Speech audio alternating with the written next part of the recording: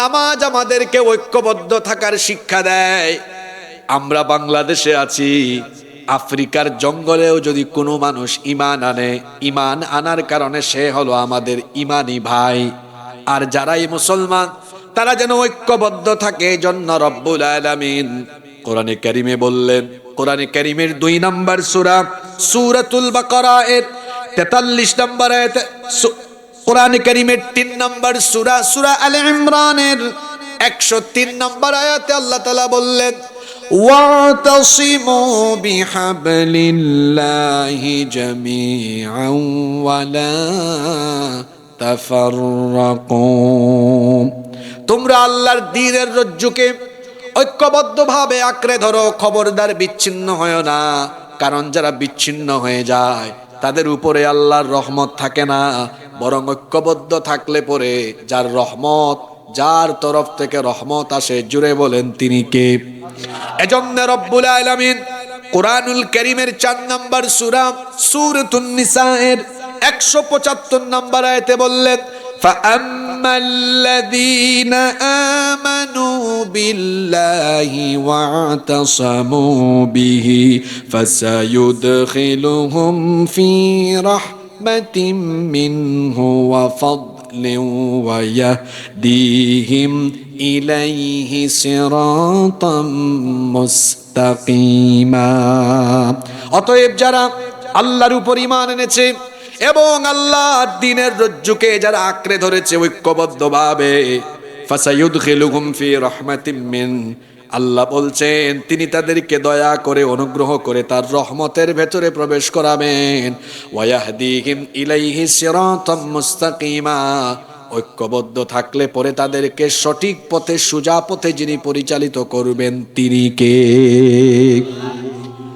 মুমিন আর মুমিন সম্পর্ক হবে কেমন? বুখারীতে এসেছে, আল্লাহর নবী বলেছেন, আল মুমিনু লিল মুমিনি কাল বুনিয়ান ইয়াশুদ্দু বাদুহু বাদা, মুমিনের সাথে আরেক মুমিনের সম্পর্ক হবে এমন বিল্ডিং এর দেয়ালের ইটের গাঁথনির মতো।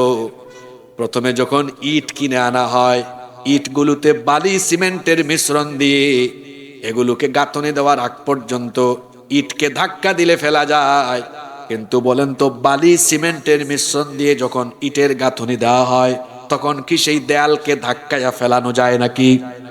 আল্লাহর নবী কি সুন্দর উদাহরণ দিলেন, আলাদা আলাদা ইট থাকলে যেমন সেগুলোকে দুর্বল মনে করে ধাক্কা দিয়ে ফেলে দেওয়া যায়, ঠিক তেমনি মুসলমান যখন আলাদা আলাদা থাকবে, ইসলাম বিরোধীরা যারাই যখন ধরবে ধাক্কা দিয়ে কিংবা যে কোনো কায়দায় তাদেরকে চূর্ণ বিচূর্ণ করে দিতে পারবে। আর যখন ইটের গাঁথনির মতো মুমিনরা পরস্পর এক টেবিলে এক জায়গায় এসে ঐক্যবদ্ধ হয়ে যাবে, সীসা ঢালা প্রাচীরের মতো ঐক্যবদ্ধ হয়ে মুসলমানরা যখন এক কাতারে চলে আসবে, সেই শক্তির মোকাবেলা করার মতো কোনো দুঃসাহস দুনিয়ায় কেউ দেখাতে পারবে না। ঐক্যবদ্ধ থাকার মধ্যে রহমত আছে। আজকে যদি 54টি দেশের মুসলমানরা আমরা এক হয়ে ফিলিস্তিনিদের পক্ষে আমরা একসাথে আওয়াজ ছাড়তাম, ইসরায়েল হামলা চালালে আমরা যদি বাকি দেশগুলো বলতাম এক্ষুনি আমরা আমাদের সৈন্য পাঠাবো, ইসরায়েল এবং তাদের বাপ আমেরিকা তখন আমাদের হুঙ্কারে এমনিতেই তারা ভয়ে হুমড়ি থুবড়ি খেয়ে যেত। কিন্তু আমরা কি ঐক্যবদ্ধ হতে পেরেছি? বাংলাদেশে গত 2 বছর ধরে আলেম ওলামার সাথে এখন আপনারা দেখছেন প্রশাসনও দুর্ব্যবহার করে না। আগে তো আমরা মাহফিলে আসলে এতক্ষণে পুলিশ হাজির, হুজুর শেষ করে দেন, ঠিক আছে না? গত 17 বছর আমরা মাইর খাইছি কেন জানেন? কারণ আমরা এক ছিলাম না, আমরা এক ছিলাম না। হাসিনা আমাদেরকে পিটায়া আমাদেরকে বুঝাই দিছে যে তোরা এক হন, হইলে খবর আছে না। আমরা এক হয়ে গেছি, এক হয়ে গেছি বলে এখন পুলিশও আমাদের, কারণ পুলিশ জানে হুজুররা এক হয়ে গেছে, একটারে ধরলে একটার জন্য বাকি সবাই এখন ঐক্যবদ্ধ হয়ে যাবে। আমরা যদি গত 17 বছর এভাবে ঐক্যবদ্ধ থাকতাম তাহলে কোরআনের পাখি আল্লামা সাঈদীকে ফাঁসি দেওয়ার সাহস ওরা করতে পারত না। এবার আমরা ঐক্যবদ্ধ হয়েছি বলে অনেকের মাথা খারাপ হয়ে গিয়েছে। আমাদেরও জবাব আছে, বললাম না, মৌতু বিগাইদিকুম, তোমার জ্বালা পুরা নিয়ে তুমি মরে যাও। এদেশের মানুষ আলেমদেরকে ভালোবাসে, দেখেন না মাথা ঠিক নাই গালি দেয় আলেমদেরকে, ধর্ম ব্যবসায়ী। আলেমদেরকে ধর্ম ব্যবসায়ী বলার আগে আয়নায় নিজের চেহারা দেখে নাও। কারণ এই দেশে কোনো আলেমকে টাকা পয়সা অথবা লোভনীয় প্রস্তাব দিয়ে আপনাকে এমপি বানাই দিব, টাকা দিব 10 কোটি 20 কোটি, তারপরে আপনি যদি বলেন হুজুর, আর শর্ত হলো আপনার এই জুব্বা পাঞ্জাবি টুপি এটা পাল্টায়া শার্ট পরেন আর দাড়ি ফেলে দিয়ে ক্লিন শেভ করেন, আপনাদের কি মনে হয় কোনো হুজুরকে এই প্রস্তাব দিলে মানবে নাকি? জোরে বলেন মানবে? কিন্তু আমাদেরকে যারা ধর্ম ব্যবসায়ী বলে, ওদেরকে যদি বলেন ভাই সামনে ভোট ইলেকশন, একটু শার্ট প্যান্ট খুলে পাঞ্জাবি পায়জামা টুপি লাগান, হে টুপি এমন ভাবে পরবে যে ঘুমের টাইমে খুলবে না।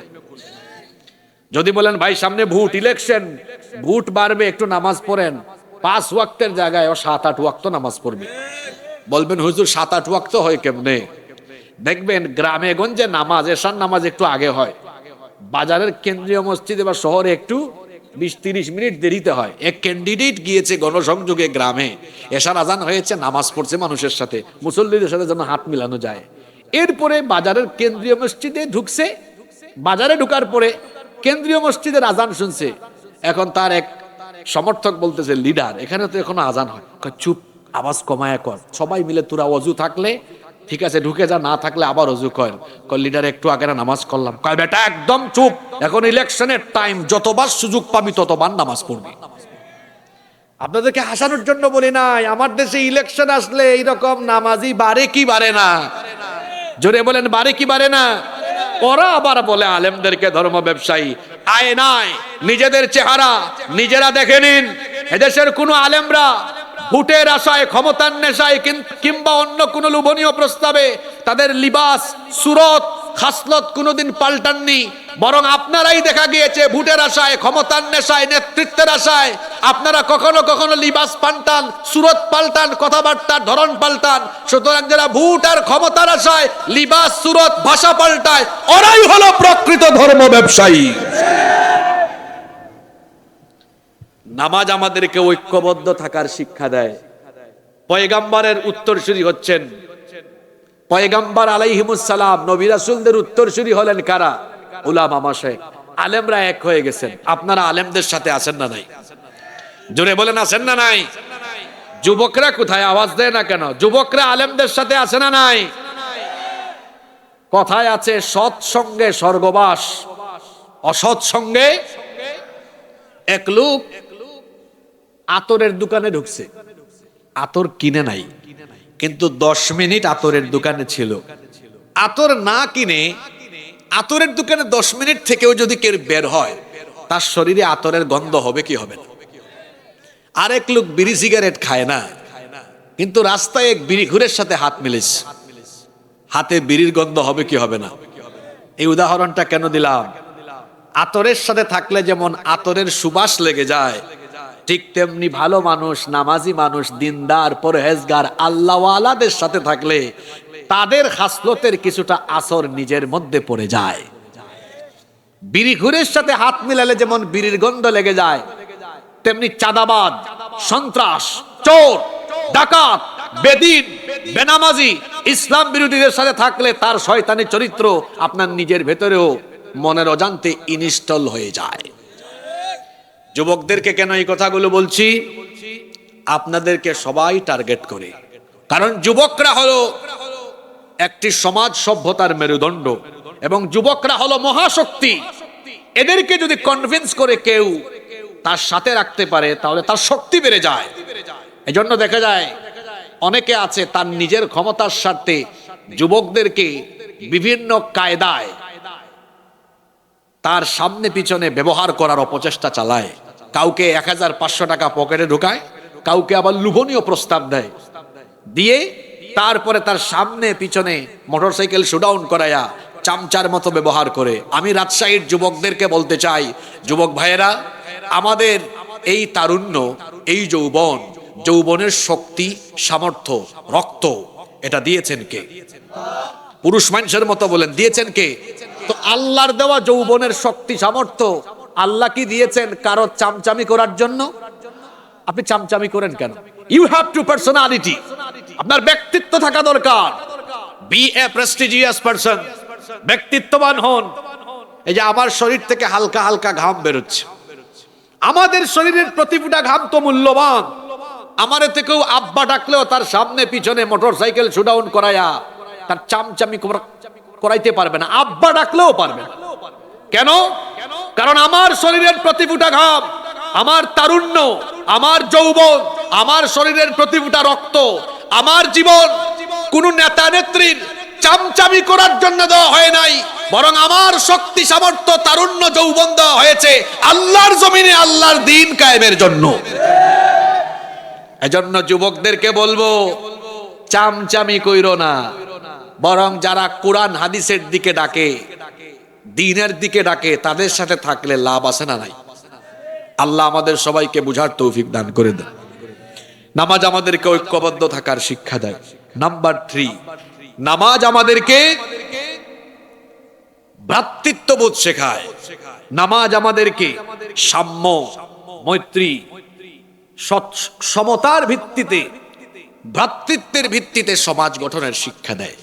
আমরা যখন নামাজে দাঁড়াই সেখানে কোনো শ্রেণী বৈষম্য করি না, সেখানে কোনো বিভেদ আমরা ঘটাই না। দেখা যায় নামাজে আমরা একজন কোটিপতির পাশে রিকশাওয়ালা দাঁড়ায়, কোটিপতির এই কথা বলার কোনো ক্ষমতা নাই, বেটা রিকশাওয়ালা তুই আমার পাশে দাঁড়াইলি কেন? বলেন তো, এই কথা কি বলতে পারবে নাকি? যদি বলেও ফেলে, রিকশাওয়ালার সাথে সাথে জবাবে বলবে, আপনার কোটিপতিগিরি আচরণ গিয়ে মসজিদের বাইরে দেখান, কারণ এটা মসজিদ, এখানে আপনিও আল্লাহর গোলাম, আমিও আল্লাহর গোলাম। এজন্য মহাকবি আল্লামা ইকবাল খুব সুন্দর তার কবিতায় বলেছেন, এক হি সাফ মে খড়ে হোগে মাহমুদ ও আয়াজ, না কোই বান্দা রহা না কোই বান্দা নওয়াজ। সম্রাট আর তার চাকর যখন একই কাতারে পাশাপাশি কাছাকাছি নামাজে দাঁড়িয়ে গেল, তখন সম্রাট আর সম্রাট থাকলো না, চাকরও আর চাকর থাকলো না, সম্রাট আর চাকর দুজনেই তখন আল্লাহর গোলাম হয়ে গেল।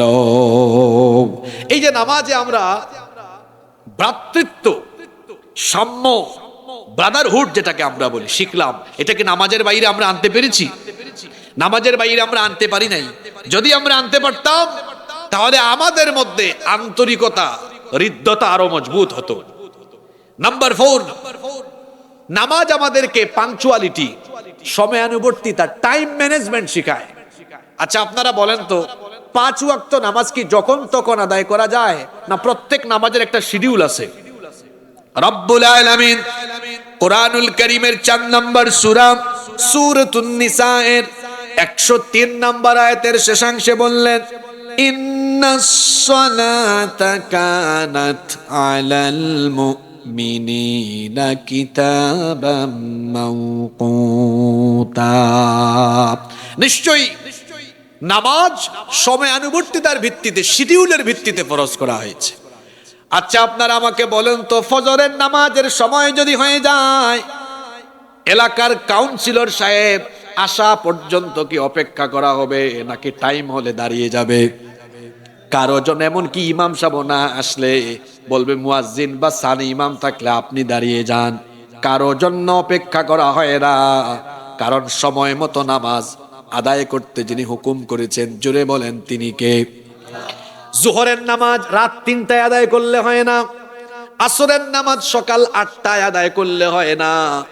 ফজর, জোহর, আসর, মাগরিব, ইশা প্রতিটি নামাজের জন্য আলাদা আলাদা শিডিউল, আলাদা আলাদা সময় যেরকম আছে, এর মাধ্যমে আল্লাহ তাআলা আমাদেরকে চমৎকার একটা শিক্ষা দিলেন, বান্দারে তুই যেমন ফজরের টাইমে নামাজে আসলি, জোহরে, আসরে, মাগরিবে, ইশায় 5 ওয়াক্ত যেভাবে সময় মতো এসে সময় মতো নামাজ আদায় করলি, নামাজের বাইরে তোর ব্যক্তি জীবন, তোর পরিবার, তোর সমাজ, তোর রাষ্ট্রীয় সকল কার্যাবলী তুই যদি এভাবে সময় মতো আদায় করিস, তাহলে সকল কাজের মধ্যে যিনি বরকত দিয়ে দিবেন তিনি কে? নামাজ প্রতিষ্ঠা আমরা কেমনে করব? নামাজ তো বুঝিও না আমরা। দেখেন এখানে যুবকদের ব্যাপারে কথা বলি, সবচেয়ে বেশি সময় আমরা এখন নষ্ট করছি যুবক যারা আছি। সময় নষ্ট করার কারণে আমাদের ক্যারিয়ার ধ্বংস হয়ে যাচ্ছে, যৌবন ধ্বংস হয়ে যাচ্ছে। দেখা যায় আমাদের ঘুমের কোনো নিয়ম নাই, টাইমিং ঠিক নাই, খাবারের টাইমিং নাই, ঘুমের টাইমিং নাই। ঘুম, খাবার এবং অন্যান্য সকল ক্ষেত্রে টাইমিং নষ্ট হওয়ার কারণ এবং জীবনটা ভারসাম্যহীন হওয়ার প্রধান যে কারণ এমন একটা শয়তানি উপাদান এখন আমাদের প্রত্যেকের কাছে আছে। এটার অপব্যবহারের ফলে আমাদের যৌবন, আমাদের তারুণ্য, আমাদের কেরিয়ার, এমনকি আমাদের সব কিছু ভারসাম্যহীন হয়ে গিয়েছে। সেই শয়তানি উপাদানের নাম হলো এই মোবাইল ফোন। আমার দেশের যুবক আর তরুণরা 24 ঘন্টার মধ্যে যথাক্রমে 10, 12, 16 থেকে 18 ঘন্টা পর্যন্ত তারা মোবাইলে থাকে। রাত 3টা 4টা পর্যন্ত তারা মোবাইলে তাহাজ্জুদ পড়ে, মোবাইল নিয়ে পড়ে আছে। আমি যা বলতেছি সেগুলো বাস্তব না অবাস্তব? আজ থেকে 25-30 বছর আগে কোন মানুষের কাছে মোবাইল ফোন ছিল না, ইন্টারনেট ছিল না, তাদের বাড়িতে টেলিভিশন ছিল না, ডিশ ছিল না, তাদের কাছে ল্যাপটপ, আইপ্যাড, এইসব আধুনিক সরঞ্জাম ছিল না। এজন্য রাত 8টা-9টা হইলে আর জেগে থাকার কোনো উপকরণ নাই, সুযোগ নাই বলে তারা টাইম মতো ঘুমিয়েছে। ফজরের সময় ঘুম থেকে উঠে গিয়েছে। এজন্য যাদের বয়স 50-55 চেহারা দেখেন এখনো নাদুস নুদুস। আর এখন যাদের বয়স 20-22 চলে, দেখতে মনে হয় জিমাইন্না মুরুগ, এই পড়ে যাবে। গালের 2 পাশের মাংস হাড্ডির চিপার ভিতরে ঢুকে গেছে, গোটা চেহারায় ব্রণ। যুবক মানুষ, তার চেহারায় তারুণ্য, যৌবনের সৌন্দর্যের একটা গ্ল্যামার থাকার কথা, কিছুই নাই। বুড়া মানুষের থেকে আরো খারাপ, এর ব্যাটারি ফিউজ হয়ে গেছে, তার যৌবন শেষ। তার কারণ হলো রাত 3টা-4টা পর্যন্ত মোবাইল, ইন্টারনেটের অপব্যবহার করে গার্লফ্রেন্ড বানিয়ে গার্লফ্রেন্ডের সাথে কথা বলতে বলতে আর জিনা ব্যভিচারের সাগরে ডুব দিয়ে দিয়ে তার যৌবন তারুণ্যকে নষ্ট করে বিবাহের আগেই তার এনার্জি আর ব্যাটারি ফিউজ করে দিয়ে তার যৌবন, তারুণ্য, জীবন সবকিছু নষ্ট করে দিয়েছে। এই দুর্দশা তোমার কেন হয়েছে? কারণ তোমার জীবনের টাইম ম্যানেজমেন্ট নাই। টাইম ম্যানেজমেন্ট নাই। যারা সময় মতো কাজ করে না এরা জীবনে বড় হতে পারে না। রাত 3টা পর্যন্ত, তুমি 4টা পর্যন্ত তুমি মোবাইল চালালা, তুমি কলেজে পড়ো, তুমি ঘুম থেকে উঠো কখন? দুপুর 12টায়। তো সকালের নাস্তা কি টাইম মতো হইছে? এজন্য পেটের ভিতরে জমছে গ্যাস। তার হেড অফিসের টাইমও ঠিক নাই। হেড অফিস মানে বুঝছেন তো? এজন্য কুষ্ঠকাঠিন্য হয়, অত বায়ু দূষণ করে, মাহফিলে এসেও সমস্যা ঘটায়, কারণ ওর তো হেড অফিস ক্লিয়ার নাই। এজন্য আমি বলি, যার ঘুমের অভ্যাস ঠিক নাই তার খাদ্যাভ্যাস ঠিক নাই। নামাজ আমাদেরকে টাইম ম্যানেজমেন্ট শেখায়। যদি আমরা সময়ের কাজ সময়ে করতাম, জীবনে বড় হয়ে যেতাম। দেখেন, আজকে সময়ের কোনো ব্যালেন্স নাই। মানুষ জানে কোনো প্রোগ্রাম যদি লেখা থাকে 10টায়, এটা শুরু হবে 12টায়। আমাদের দেশে 9টার ট্রেন কয়টায় যায় কেউ জানে না, স্টেশন মাস্টারও জানে না। একবার এক ট্রেন 9টার সময় আসছে, এক যাত্রী খুশি হয়ে ব্যাগ টেনে চলে যাচ্ছে। আরেকজন বলে, ভাই কোথায় যান? কয়, দেখেন না একদম টাইম মতো আসছে, আমি তো খুব খুশি আজকে যে টাইম মতো চলে আসছে। এত খুশি হয়েন না ভাইজান, এটা গতকাল 9টার ট্রেন, আজকে 9টায় আসছে। আপনাদেরকে হাসানোর জন্য কথাগুলো বলি নাই। বলেন তো, সময় মতো কোনো কাজ হচ্ছে? একটা প্রকল্প দাঁড় করালে সময় মতো শেষ হচ্ছে না। সময়ের ব্যালেন্স যেখানে থাকে না, ওই জাতি কখনো উন্নত হতে। নামাজ প্রতিষ্ঠা মানে হলো সময় জ্ঞান ও প্রতিষ্ঠা করা।